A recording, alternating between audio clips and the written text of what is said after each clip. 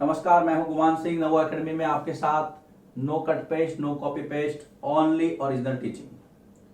Class 8 की history का 5वां चैप्टर लेकर के आपके सामने प्रस्तुत हुआ हूं, जब जनता बगावत करती है। ये वो एक ऐसा दौर था जब लोगों के अंदर असंतोष था, असहज, असुरक्षा की भावना थी। किस प्रकार से उसको लोगों ने बाहर लाया, किनके द्वारा लाया गया, किन लोगों ने माना कि ये क्रांति थी, कैसे हुई, क्यों हुई, क्या परिणाम रहा, बहुत सारी चीजें इस चैप्टर में हम डिस्कस करने वाले हैं, आपके साथ चर्चा में लाने वाले हैं। सबसे पहले हम देखते हैं कि बगावत होता क्या है। मैं बगावत कह दूं, मैं विद्रोह कह दूं, मैं क्रांति कह दूं, कई नामों से इसे जाना जाता है। देखिए, जब तत्कालीन व्यवस्था से, मेरे शब्दों पे ध्यान देना, आप चाहे तो लिख भी सकते हैं इसको। जब तत्कालीन व्यवस्था से एक विशाल जनसमूह स्वयं को असुरक्षित महसूस करता है, उस विशाल जनसमूह में असुरक्षा की भावना होती है, तब उस व्यवस्था के खिलाफ विद्रोह होता है और उस विद्रोह को क्रांति कहा जा सकता है, कहा जाता है। महान दार्शनिक और राजनीतिक विचारक अरस्तु ने 158 देशों के संविधानों का अध्ययन किया और उसके बाद में एक वक्तव्य दिया कि क्रांति कहां से आती है, कि क्रांति जो है वो असंतोष की कोख से पैदा होती है। वो ही मैंने आपको कहा, जब जनमानस संतुष्ट नहीं होता है वर्तमान व्यवस्था से, तत्कालीन व्यवस्था से, तब क्रांति होती है। असंतोष अगर लोगों के अंदर होगा तो क्रांति होगी। आपने देखा था 1757 में प्लासी के युद्ध से लगा करके, अब हम चर्चा करेंगे 1857। ये जो 100 वर्ष थे बेटा, ये जो 100 वर्षों का कार्यकाल था, इसके अंदर अंग्रेजों ने भारतीय जनता के साथ अपनी नीतियों के द्वारा जो अत्याचार किए थे, जो शोषण किया था, उसके परिणाम स्वरूप, उसकी प्रतिक्रिया के स्वरूप 57 का विद्रोह हुआ था, 57 की क्रांति हुई थी। अब आपके मन में प्रश्न आ रहा है कि सर आप कभी क्रांति कह देते हैं, कभी विद्रोह कह देते हैं। बिल्कुल सही समझ रहे हैं आप, और सोचना आपका सही है। कौन से इतिहासकार ऐसे थे कि इन्होंने इसको क्रांति माना, विद्रोह माना, सैनिक विद्रोह माना, और किसी ने तो कहा कि ये कुछ भी नहीं था, सिर्फ छोटी मोटी घटनाएं हुई थी, ऐसा कुछ भी नहीं था। अब हम शुरू ऐसे करते हैं कि ये जो बगावत थी, इसका स्वरूप क्या था, वास्तव में ये था क्या? क्या ये सैनिक विद्रोह था कि शुरुआत सैनिकों के द्वारा हुई थी और उसके बाद में इसके अंदर कोई खासी प्रगति नहीं हुई, कोई विशेष रूप से कोई डेवलपमेंट दिखाई नहीं दिया? सर जॉन सीले ये कहते हैं, सर जॉन सीले करके जो इतिहासकार हैं, उन्होंने कहा है कि ये सिर्फ एक सैनिक विद्रोह था। क्यों था? कि इसके अंदर न कोई देशज नेतृत्व था, लीडरशिप नहीं थी, किसी ने भी इसको ढंग से लीड नहीं किया, और न इसको जनता का समर्थन था। सिर्फ एक सैनिकों के द्वारा किया गया प्रयास था जो असफल रहा। ये किसने कहा? सर जॉन सीले ने कहा। सर जॉन सीले ये मानते हैं कि एक सैनिक विद्रोह था, इससे ज्यादा कुछ भी नहीं था। एक भाई साहब और हैं जो कहते हैं कि आहा, अंग्रेज तो सभ्य थे, भारतीयों के अंदर बर्बरता थी, ये सभ्य लोगों और बर्बर लोगों के बीच का टकराव था, यह सभ्यता और बर्बरता के बीच में एक संघर्ष था। टी.आर. होम्स, चलो इसको भी सुन लेते हैं।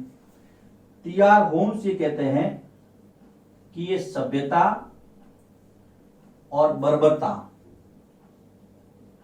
इन दोनों के मध्य एक संघर्ष था। टी.आर. होम्स। अब आप देख लीजिए, बात यहां तक पहुंच गई है।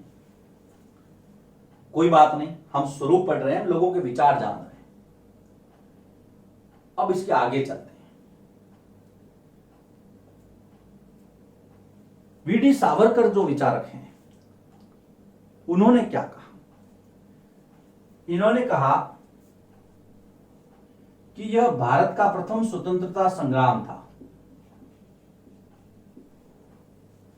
भारत का प्रथम स्वतंत्रता संग्राम किसने कहा? वीडी सावरकर ने। बहुत महत्वपूर्ण तथ्य है, याद रखना जरूर कि 1857 की क्रांति को भारत का प्रथम स्वतंत्रता संग्राम किसने कहा? वीडी सावरकर ने। इन्होंने किताब लिखी थी 1908 के अंदर, और उस किताब का टाइटल भी यही था, भारत का प्रथम स्वतंत्रता संग्राम। इनकी पुस्तक है, उस पुस्तक का क्या नाम है? भारत का प्रथम स्वतंत्रता संग्राम। ये पुस्तक किसकी है? वीडी सावरकर की पुस्तक है, जिसमें उन्होंने डिटेल में इसके बारे में चर्चा की। किसी ने कहा सैनिक विद्रोह था, किसी ने कहा सभ्यता बर्बरता के मध्य संघर्ष था, लेकिन बात देखिए, किसी ने यह भी कहा है कि भारत का प्रथम स्वतंत्रता संग्राम था। ये इसको आप कम नहीं आंक सकते। एस.एन. सेन करके विचारक हैं, एस.एन. सेन। इन्होंने अपनी पुस्तक लिखी थी 1857। इसमें इन्होंने कहा कि ये भारत की स्वतंत्रता के लिए लड़ा गया पहला संग्राम था। अब ये तो भारतीयों की बात हो गई। अब हम इंग्लैंड चलते हैं। इंग्लैंड में ब्रिटिश कंजर्वेटिव पार्टी के एक सांसद थे, बेंजामिन डिज़रायली। अब भारतीयों तो अगर हम कहें कि स्वतंत्रता संग्राम था तो वो तो ठीक है, आपके मन में भी आ रहा होगा, सर देखो अंग्रेज तो ऐसा कह रहे हैं कि ये तो सैनिक विद्रोह था, ये तो कुछ भी नहीं था। लेकिन कुछ लोग ऐसे भी थे जो भारतीयों की आत्मा से परिचित थे। तो ब्रिटिश कंजर्वेटिव पार्टी के सांसद थे बेंजामिन डिज़रायली। मैं यहां पर लिखता हूं, पांचवा, बेंजामिन डिज़रायली। Benjamin Disraeli. इन्होंने क्या कहा? इन्होंने कहा कि 1857 के अंदर जो लड़ाई लड़ी गई थी वो एक राष्ट्रीय विद्रोह था। मतलब उसका स्वरूप पूरे भारत को समेट करके उसको उन्होंने देखा था। डिज़रायली ये कहते हैं कि यह एक राष्ट्रीय विद्रोह था। राष्ट्रीय विद्रोह था। सबसे पहले हमने चर्चा की 1857 का जो संग्राम था, जो लड़ाई थी, उसका स्वरूप क्या था, और इसको मैंने 5 बिंदुओं में समेटने की कोशिश की। सबसे पहले मैंने बताया कि किसी ने कहा कि एक सैनिक विद्रोह था। किसने कहा? सीले ने। उन्होंने कहा कि भाई इसके अंदर कोई देशज नेतृत्व ही नहीं था और न जनता का समर्थन था। यहां तक तो ठीक था, लेकिन होम्स महोदय इससे आगे निकल गए। उन्होंने कहा यार हम तो सभ्य है और सभ्यता और बर्बरता के बीच में सिर्फ एक संघर्ष हुआ था और कुछ भी नहीं था। लेकिन फिर ऐसे विचार निकल करके आए। सावरकर महोदय ने अपनी किताब भारत का प्रथम स्वतंत्रता संग्राम में लिखा है कि यह भारत का पहला स्वतंत्रता संग्राम था। एस.एन. सेन ने भी अपनी किताब 1857 में यही कहा है। अगर हम विदेशी व्यक्तियों की बात करें, बेंजामिन डिज़रायली जैसे व्यक्ति, इन्होंने कहा कि एक राष्ट्रीय विद्रोह था, इसको आप कम नहीं आंक सकते। क्या था ये? 5 बिंदुओं में मैंने इसको समेटने की कोशिश की है। महत्वपूर्ण बात है बेटा, कभी आपको एग्जाम में नहीं पूछा जाएगा कि 1857 की क्रांति क्या थी, लेकिन अगर आप भारत का प्रथम स्वतंत्रता संग्राम पढ़ रहे हैं तो आपको ये चीजें पता होनी चाहिए कि इसका स्वरूप क्या था, लोगों ने इसको किस दृष्टिकोण से देखा। ओवरऑल मैं ये कह सकता हूं कि ये भारत का प्रथम स्वतंत्रता संग्राम था, जिसके अंदर सभी वर्गों ने, चाहे हिंदू थे, मुस्लिम थे, कोई भी भारतीय था, सभी ने उसके अंदर अपना योगदान दिया था। लक्ष्य अलग अलग हो सकते हैं लेकिन भागीदारी सबकी थी, तो इससे हम इसको नकार नहीं सकते कि राष्ट्रीय विद्रोह, राष्ट्रीय स्वतंत्रता संग्राम नहीं था। पहला बिंदु यहां पर समाप्त होता है कि ये था क्या। अब आप इसको नोट कीजिए। अब हम पढ़ते हैं कि 57 की जो क्रांति हुई थी सिलेबस के अकॉर्डिंग, अब हम आते हैं उस क्रांति के अंदर क्या क्या कारण विद्यमान थे जिसकी वजह से यह घटनाक्रम हमारे सामने आया। नोट कीजिए इसको, आगे चलते हैं।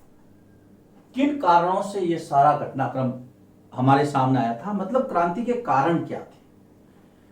देखिए, कोई भी क्रांति हो, कोई भी विद्रोह हो, असंतोष के कारण पैदा होता है और उसके अंदर बहुत सारे कारण विद्यमान होते हैं। आप ये नहीं कह सकते कि एक दिन में क्रांति हो गई, नहीं, काफी लंबे समय से उसके अंदर बहुत सारे कारण जुड़ते जाते हैं। हम लोग भी यहां पे यही चर्चा करने वाले हैं, क्या कारण रहे थे। सबसे पहला जो कारण था, जिसको हम राजनीतिक कारण कहते हैं, वो ये था बेटा कि राजा जितने भी थे, देसी राजा जो रजवाड़े थे, उनकी सत्ता अब धीरे धीरे छिन रही थी। तो राजाओं की छिनती हुई सत्ता, या मैं ये कह दूं कि नवाबों की छिनती सत्ता, आपके सिलेबस में भी इसी तरह से दिया हुआ है, मैं उसी को टारगेट करके चल रहा हूं।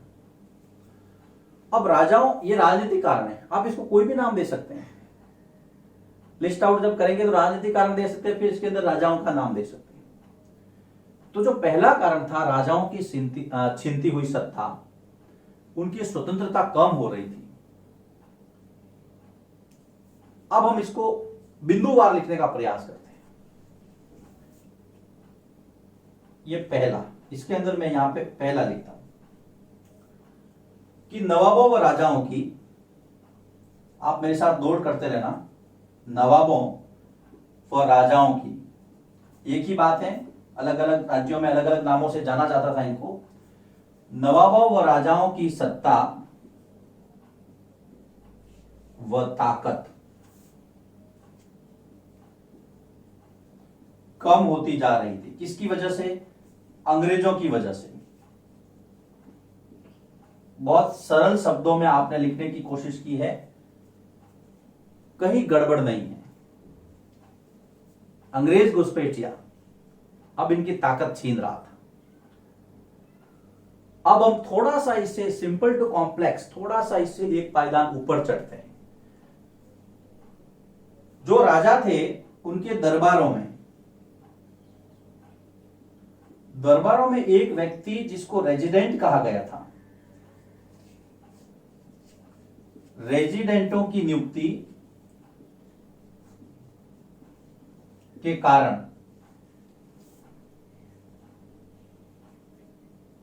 कारण राजाओं की क्या हो रहा था? स्वतंत्रता घट रही थी। अब आप कहोगे सर रेजिडेंट क्या भला है? राजाओं की स्वतंत्रता कम हो रही थी। अब रेजिडेंट पे आता हूं मैं। देखिए, दूसरे बिंदु से थोड़ा सा मैं आपको रेजिडेंट पे ले जाता हूं। एक टर्म है, ये मैंने लिख दिया रेजिडेंट।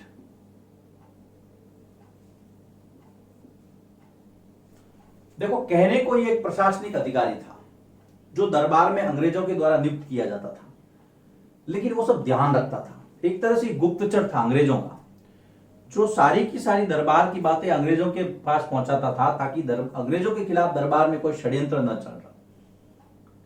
तो रेजिडेंट क्या था? एक अंग्रेज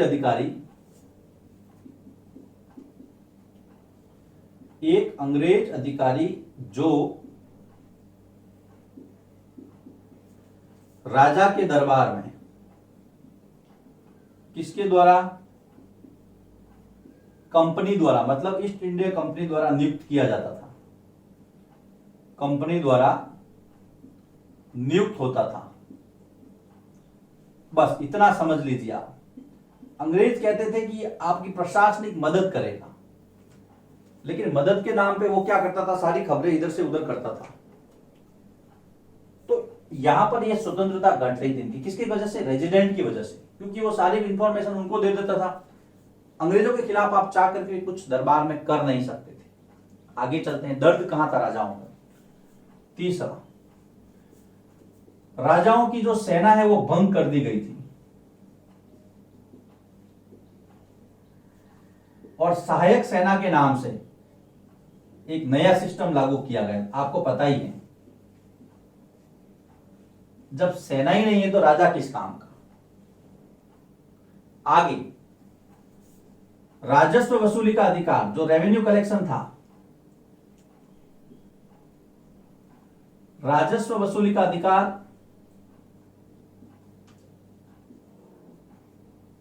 कंपनी ने अपने हाथों में ले लिया था। एक और बला, अब देखिए, आपके पास सेना नहीं है, आपके पास टैक्स वसूल करने का अधिकार नहीं है, तो राजा किस नाम के ही हो, राजा खाली आप। कितना दर्द। तो फिर बगावत नहीं होगी तो और क्या होगा, फूल तो बरसेंगे नहीं अंग्रेजों के ऊपर। 4 बिंदु मैंने आपको बताए। राजा किस वजह से नाराज थे, राजाओं की छीनती हुई सत्ता, नवाबों की छीनती हुई सत्ता, उसके 4 बिंदु। पहला, उनकी सत्ता और ताकत कम हो रही थी क्योंकि अंग्रेज हस्तक्षेप करते थे। हस्तक्षेप करने का माध्यम किसको बनाया था, रेजिडेंट को बनाया था। दूसरा, रेजिडेंट क्या था, आप यहां से समझ सकते हैं, मैंने आपको पहले बता दिया। राजाओं के पास सेना नहीं थी, उनकी सेना भंग कर दी गई थी। उनके पास राजस्व वसूली का अधिकार नहीं था, वो अंग्रेजों ने अपने पास ले लिया था। ये 4 बिंदु से आप समझ सकते हैं कि जो राजनीतिक कारण थे वो कितने स्पष्ट थे। अब हम चर्चा करते हैं कि वे कौन से राजा थे मुख्य रूप से जो इनसे परेशान थे। इन राजाओं में सबसे पहला जो नाम था, झांसी की रानी लक्ष्मीबाई। ये क्यों नाराज थे, इनकी नाराजगी की वजह था अपने दत्तक पुत्र दामोदर राव को अंग्रेजों ने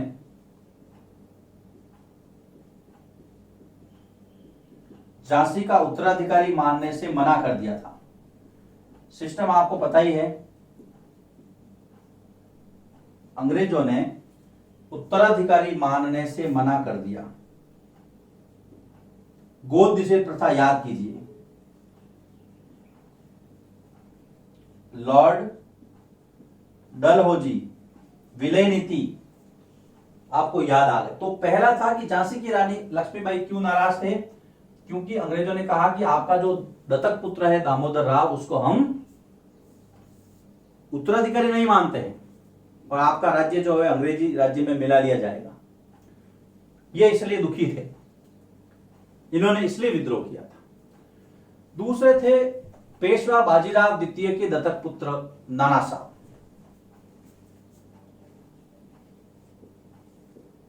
पेशवा बाजीराव द्वितीय,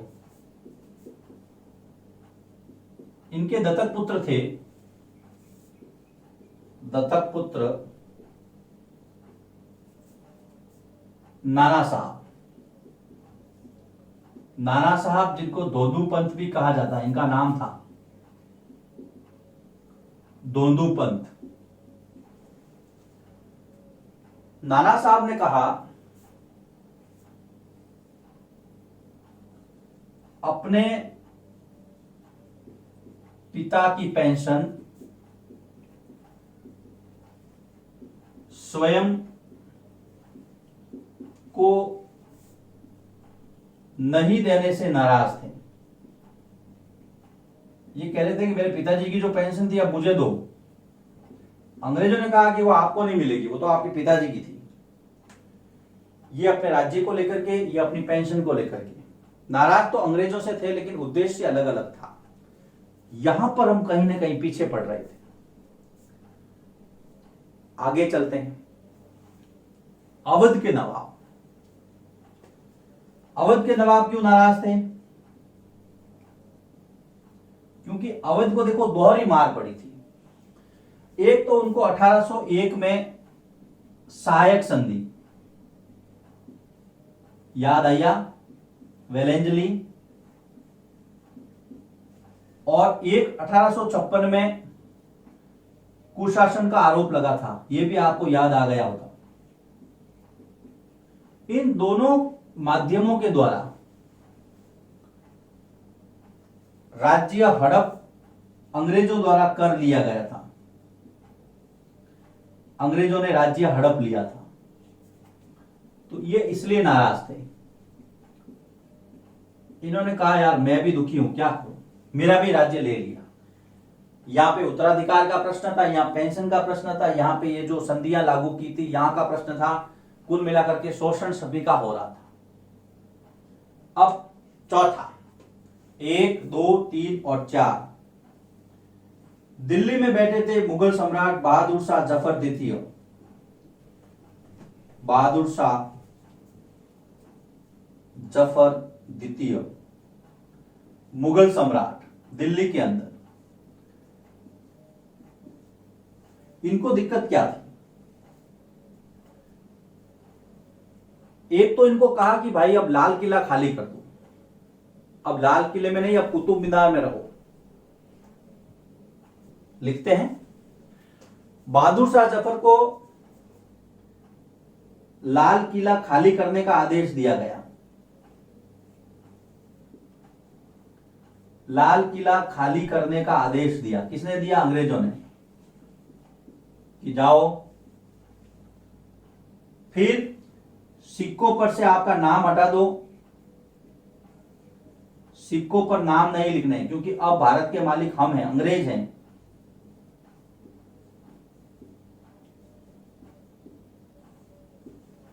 और क्या क्या किया? लाल किला खाली करो, सिक्कों पर आपका नाम हटाओ, और आपके बाद में बहादुर शाह के पुत्रों को बहादुर शाह के पुत्रों को क्या नहीं मिलेगा? सम्राट की उपाधि नहीं मिलेगी। सम्राट की उपाधि नहीं दी जाएगी। अब आप देखिए, सम्राट से अगर कहे कि आपके बेटों को हम सम्राट नहीं मानेंगे, भारत की जनता इनको प्रतिनिधि के रूप में देखती थी, मुगल सम्राट बहादुर शाह जफर द्वितीय को, और इनके साथ ही ये सिस्टम अंग्रेज सेट कर रहे थे। तो बताइए नाराजगी क्यों नहीं होगी? ये थे राजनीतिक कारण क्रांति के। क्या थे? मैं क्विक रिवीजन लेता हूं। पहले मैंने बताया था कि राजा क्यों नाराज थे, उसमें हम राजाओं का जिक्र करते थे। सबसे पहले तो रानी लक्ष्मीबाई झांसी से, जो अपने उत्तराधिकार के प्रश्न को लेकर के अंग्रेजों से नाराज थे। उनके पुत्र दत्तक पुत्र दामोदर राव को अंग्रेजों ने मान्यता देने से मना कर दिया। ये पहला, झांसी। दूसरा, नाना साहब, बाजीराव द्वितीय के दत्तक पुत्र थे नाना साहब, जिनको धोधू पंत भी कहा गया। ये कह रहे थे कि भाई पेंशन मुझे भी दो, मेरे पिताजी की पेंशन मुझे मिलनी चाहिए। तीसरा, अवध। अवध के ऊपर 2 अपमानजनक संधियां समय समय पर थोपी गई थी, अवध इसलिए नाराज था। फिर आते हैं चौथा, बहादुर शाह जफर दिल्ली के सम्राट। इनको कहा कि लाल किला खाली करो, सिक्कों पे आपका नाम मत लिखो, और आपके बाद में आपके बेटों को हम राजा नहीं कहेंगे, वो सिर्फ शहजादे रहेंगे, राजकुमार। क्रांति के कारण पड़ रहे हैं। अब ये तो हो गई राजाओं की बात। अब हम दूसरे कारणों की ओर चलते हैं, जहां किसान हैं, सिपाही हैं और तात्कालिक कारण हैं। इन पे चर्चा हम करेंगे अगले वीडियो में।